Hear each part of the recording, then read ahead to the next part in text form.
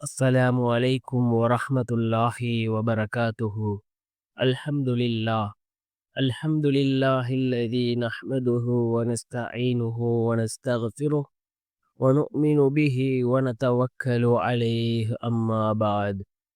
அன்பிற்குரிய அல்லாஹ்வின் நல்லடியார்களே, அன்பு சகோதரர்களே, நாம் தொடர்ச்சியாக பார்த்து வரக்கூடிய துஆக்களினுடைய திக்ருகளினுடைய தொகுப்பில் இன்று நாம் பார்க்க இருக்கின்ற விடயம் என்னவென்றால், நாம் இந்த திக்ரை 7 நாட்கள் ஓதினால் அல்லாஹ் ஜல்ல சுப்ஹானஹு வ தஆலா நம்முடைய தேவைகளை பூர்த்தி செய்து தருகின்றான்.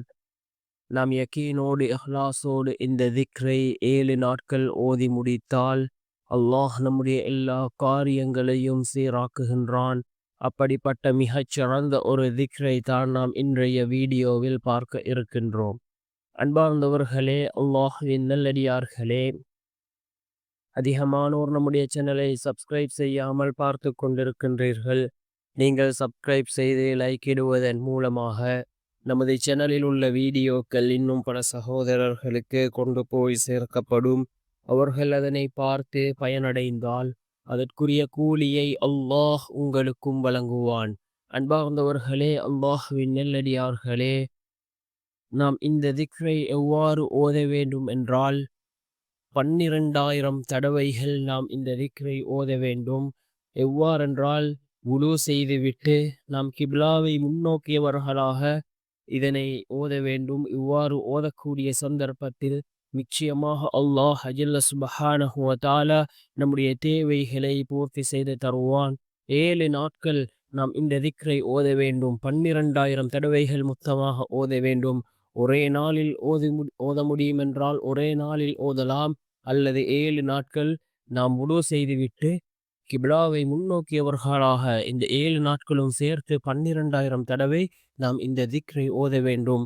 என்ன திக்ர் என்றால், பிஸ்மில்லாஹிர் ரஹ்மானிர் ரஹீம்.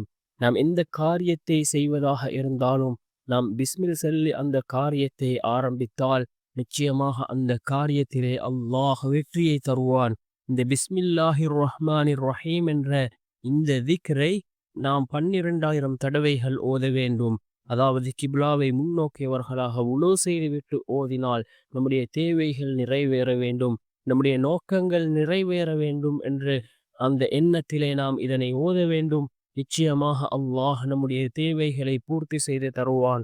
அல்லாஹ்வின் மீது நம்பிக்கை வைத்தவர்களாக யகீனோடு இஹ்லாஸோடு நாம் இதனை செய்வோம். நிச்சயமாக அல்லாஹ் நம்முடைய எல்லா காரியங்களையும் சீராக்குவான். வல்ல நாயன் நம் அனைவரின் பாவங்களையும் மன்னித்து உயர்ந்த ஜன்னத்துல் ஃபிர்தௌஸ் என்ற சுவனத்தில் நம் அனைவரையும் ஒன்று சேர்ப்பானாக. ஆமீன்.